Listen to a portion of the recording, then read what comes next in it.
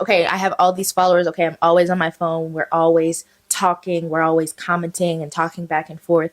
That's not fulfilling that connection. That's the illusion of connection. Yeah, and I'm thinking about even influencers and stuff.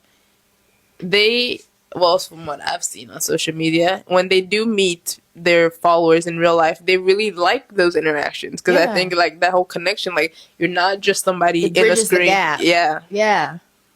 yeah. This whole like Puts a face to a name. screen thing is really an issue. Yeah, actually, yeah. Yeah, And that's what, like, even artists, they talk about like meeting fans. Oh, I love meeting because fans. it's like, oh, this is a real person who actually fucks with me, This and person like, listens to my music and yeah, loves it. Like, actually loves it. Like, yeah, until you meet people or until you like go to a concert and see thousands of people there for you to perform, we're just numbers. yeah.